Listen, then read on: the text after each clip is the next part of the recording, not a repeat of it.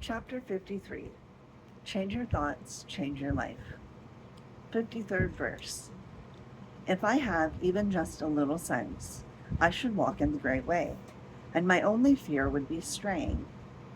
The great way is very smooth and straight, and yet the people prefer devious paths. That is why the court is corrupt.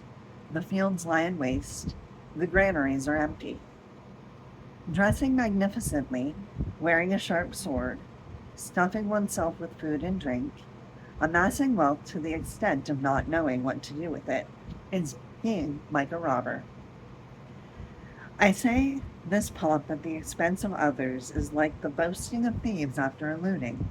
This is not the Tao. Living honorably. Imagine that you were able to view the world from a position of complete honor and oneness. Everywhere you looked, you saw the great way and saw all of it as you. From this perspective, every person who's ever existed or will ever exist is a part of you, birthed by your source. All of life, the creatures, the land, the oceans, and the vegetation, are connected by the Tao. From this perspective, your world would change dramatically. If a critical mass of humanity had the same perspective, seeing the whole globe as part of ourselves would translate to the same respect for every form of life that we have for our individual bodies. And this unity would make the scene that Lao Tzu is describing in this passage impossible. Despite all of our technological advances, the words that the great Chinese master wrote 2,500 years ago still apply. Unfortunately, we're far removed from walking the great way, for we continue to see great divisions rather than a sense of unified oneness. As Lao Tzu admonishes at the end of this verse, this is not the Tao. One of my favorite translations of this 53rd verse of the Tao Te Ching was written in 1944 by Witter Bynner. He expresses it perfectly. See how fine the palaces, and see how poor the farms, how bare the peasants' granaries, while gentry wear embroideries, hiding sharpened arms. And the more they have, the more they seize. How can there be such men as these, who never hunger, never thirst, yet eat and drink until they burst?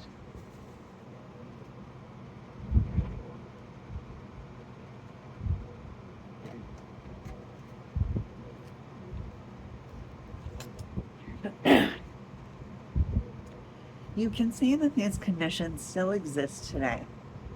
Whole continents of people experience starvation, while a few in positions of power live in opulence and grandeur. Weapons of destruction receive funding, while millions live in poverty. Leaders sit down to overflowing plenitude, while the masses scrounge around for ways to feed their families and heat their homes. We have a long way to go before traversing that smooth and straight way of the Tao, for we still take devious paths and see the all too painful results of this choice every day. But I'm not writing these words to try to change the world in one fell swoop. Rather, I'm doing so to encourage you to change the way you see your world. If you make that modification, others will gravitate towards living honorably as well. When enough of us do this, we'll reach a critical mass that will eliminate the boasting of thieves after looting. Begin by seeing yourself as the environment, rather than as an organism within it. I've even coined a word to describe when life forms are whole rather than separate. Environorganisms. Understand that you can't survive apart from what it seems isn't part of you. For you absolutely are the air, the water, the plants, the animals, and everyone else on the planet. Oh.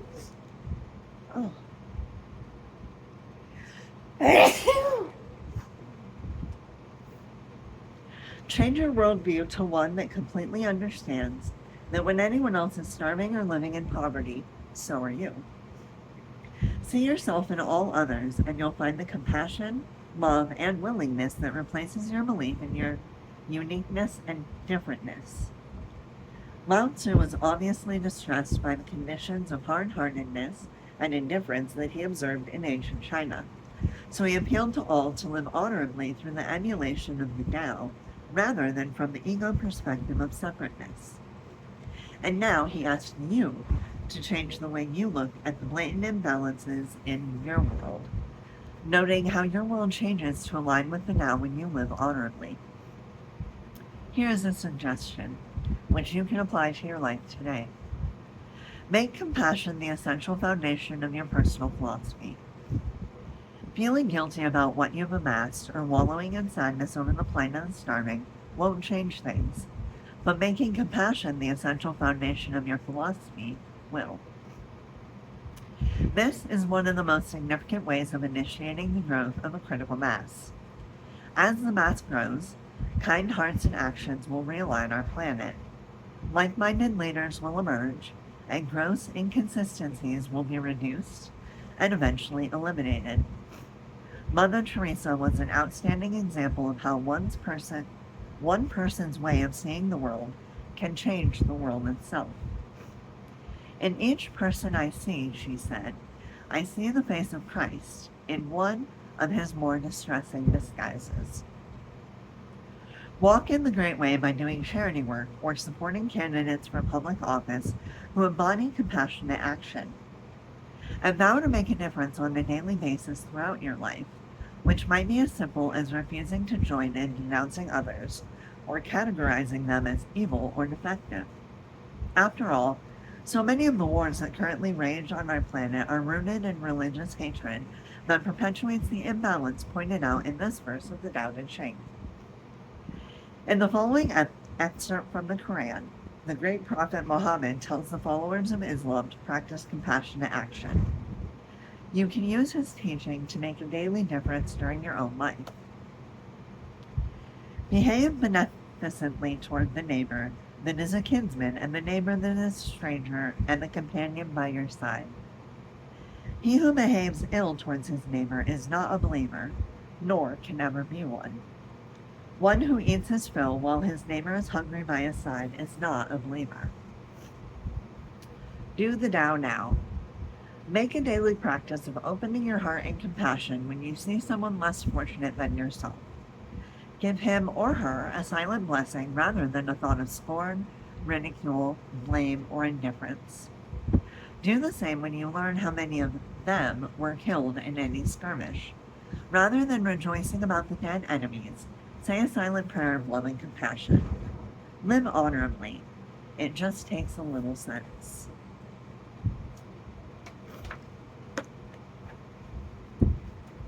And so